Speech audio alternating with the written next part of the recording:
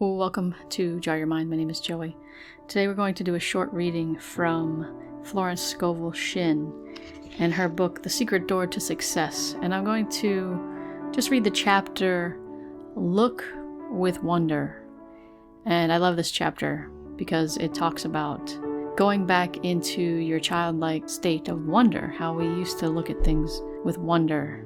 And just as Neville Goddard says, isn't it wonderful? Isn't it wonderful? And to get back to that idea that this world is wonderful, it's wondrous. So let's read the words of Florence Scovel Shinn. Look with wonder. I will remember the works of the Lord. Surely I will remember thy wonders of old. Psalms 77:11. The words wonder and wonderful are used many times in the Bible. In the dictionary, the word wonder is defined as a cause for surprise, astonishment, a miracle, a marvel. Ouspensky, in his book Tertium Organum, calls the fourth dimensional world the world of the wondrous. He has figured out mathematically that there is a realm where all conditions are perfect. Jesus Christ called it the kingdom. We might say, seek ye first the world of the wondrous, and all things shall be added unto you. It can only be reached through a state of consciousness. Jesus Christ said, to enter the kingdom we must become as a little child. Children are continually in a state of joy and wonder. The future holds promises of mysterious good. Anything can happen overnight. Robert Louis Stevenson, in A Child's Garden of Verses, says, the world is so full of a number of things, I'm sure we should all be as happy as kings. So let us look with wonder at that which is before us. That statement was given me a number of years ago. I mention it in my book, The Game of Life and How to Play It. I had missed an opportunity and felt that I should have been more awake to my good. The next day I took the statement early in the morning. I look with wonder at that which is before me. At noon the phone rang and the proposition was put to me again. This time I grasped it. I did indeed look with wonder, for I never expected the opportunity to come to me again. A friend in one of my meetings said the other day that this statement had brought her wonderful results. It fills the consciousness with happy expectancy. Children are filled with happy expectancy until grown-up people and unhappy experiences bring them out of the world of the wondrous. Let us look back and remember some of the gloomy ideas which were given to us, like, eat the speckled apples first. Don't expect too much, then you won't be disappointed. You can't have everything in this life. Childhood is your happiest time. No one knows what the future will bring. What a start in life. These are some of the impressions I picked up in early childhood. At the age of 6, I had a great sense of responsibility. Instead of looking with wonder at that which was before me, I looked with fear and suspicion. I feel much younger now than I did when I was 6. I have an early photograph taken about that time, grasping a flower, but with a careworn and hopeless expression. I had left the world of the wondrous behind me. I was now living in the world of realities, as my elders told me, and it was far from wondrous. It is a great privilege for children to live in this age, when they are taught truth from their birth. Even if they are not taught actual metaphysics, the ethers are filled with joyous expectancy. You may become a Shirley Temple, or a Freddie Bartholomew, or a great pianist at the age of 6, and go on a concert tour. We are all now back in the world of the wondrous, where anything can happen overnight, for when miracles do come, they come quickly. So let us become miracle conscious, prepare for miracles, expect miracles, and we are then inviting them into our lives. Maybe you need a financial miracle. There is a supply for every demand. Through active faith, the Word, and intuition, we release this invisible supply. I will give an example. One of my students found herself almost without funds. She needed $1,000 and she had plenty of money at one time and beautiful possessions, but had nothing left but an ermine wrap. No fur dealer would give her much for it. I spoke the word that it would be sold to the right person for the right price, or that the supply would come in some other way. It was necessary that the money manifest at once, It was no time to worry or reason. She was on the street making her affirmations. It was a stormy day. She said to herself, "I'm going to show active faith in my invisible supply by taking a taxicab." It was a very strong hunch. As she got out of the taxi at her destination, a woman stood waiting to get in. It was an old friend, a very, very kind friend. It was the first time in her life she had ever taken a taxi, but her Rolls Royce was out of commission that afternoon.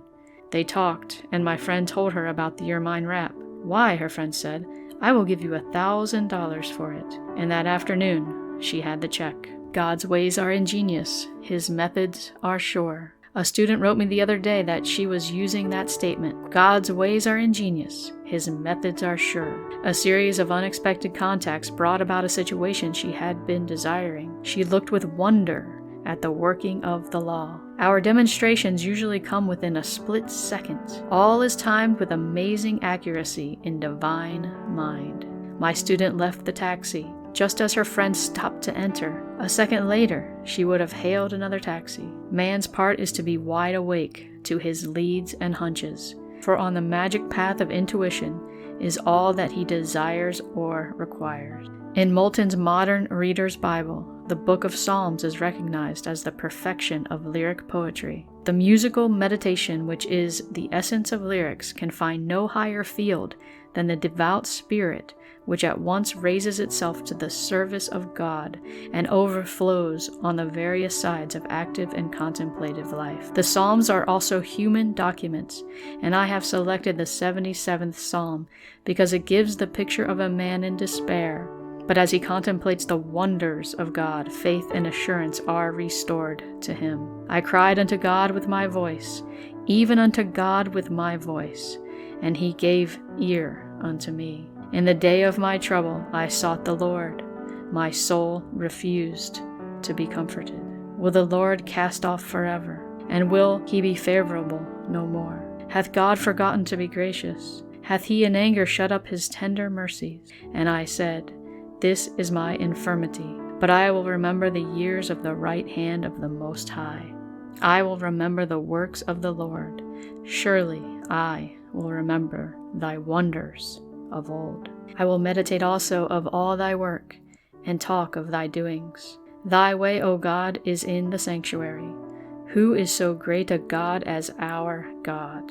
Thou art the God that doest wonders. Thou hast with thine arm redeemed thy people. This is a picture of what the average truth student goes through when confronted with a problem. He is assailed by thoughts of doubt, fear, and despair. Then some statement of truth will flash into his consciousness. God's way are ingenious. His methods are sure. He remembers other difficulties which have been overcome. His confidence in God returns. He thinks, what God has done before, he will do for me and more.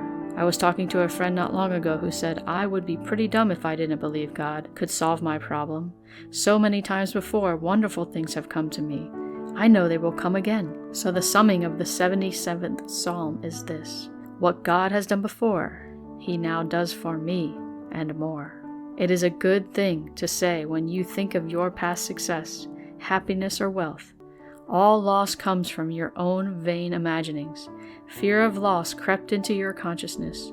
You carried burdens and fought battles. You reasoned instead of sticking to the magic path of intuition.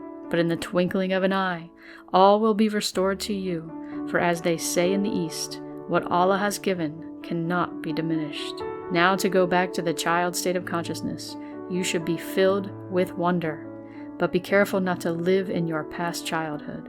I know people who can only think about their happy childhood days. They remember what they wore. No skies have since been so blue or grass so green. They therefore miss the opportunities of the wonderful now. I will tell an amusing story of a friend who lived in a town when she was very young, then moved away to another city. She always looked back to the house they first lived in. To her it was an enchanted palace, large, spacious, and glamorous. Many years after, when she had grown up, she had an opportunity of visiting this house. She was disillusioned. She found it small, stuffy, and ugly. Her idea of beauty had entirely changed, for in the front yard was an iron dog. If you went back to your past, it would not be the same. So in this friend's family, they called living in the past iron dogging. Her sister told me a story of some iron dogging she had done. When she was about 16, she met abroad a very dashing and romantic young man, an artist. This romance didn't last long, but she talked about it a lot to the man she afterwards married.